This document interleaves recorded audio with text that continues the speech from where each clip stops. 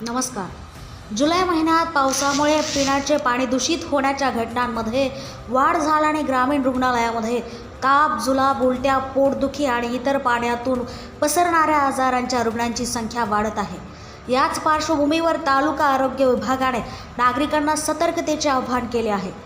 तालुका आरोग्य अधिकाऱ्यांनी dengue, malaria, chikungunya, अतिसार, टायफॉइड आणि कावीळ यांसारख्या आजारांपासून बचावासाठी उकळून व स्वच्छ पाणी पिणे, घर परिसरात पाणी साचू न देणे, पाण्याची भांडी झाकून ठेवणे आणि पूर्ण बाह्यांचे कपडे वापरण्याचा सल्ला दिला आहे।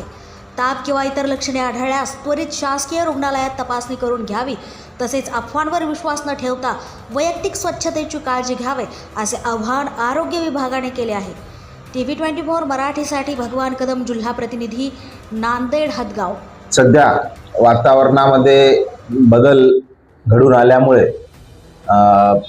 कीटकजन्य आणि जलजन्य आजाराचा थोडासा प्रादुर्भाव दिसून येत आहे। यामध्ये गॅस्ट्रो असेल, कावीळ असेल आणि डेंग्यू, मलेरिया अशा आजाराचा प्रादुर्भाव होण्याची शक्यता नाकारता येत नाही। त्या कारणास्तव सर्व जनतेला आवाहन करू इच्छितो की जलजन्य आजार टाळण्यासाठी शक्यतो फिल्टरचं पाणी वापरावं, उघड्यावरचं अन्न खाणे टाळावं, शिळं अन्न खाणं टाळावं आणि पाणी उकळून गाळून नियमितपणे प्यावं।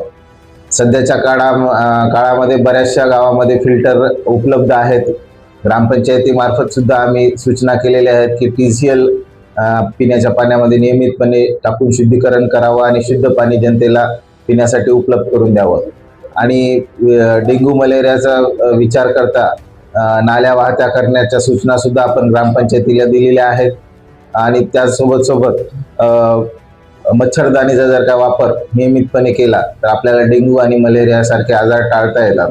सध्याच्या घडीला मलेरिया मागच्या 2-3 वर्षापासून एकही केस नाही।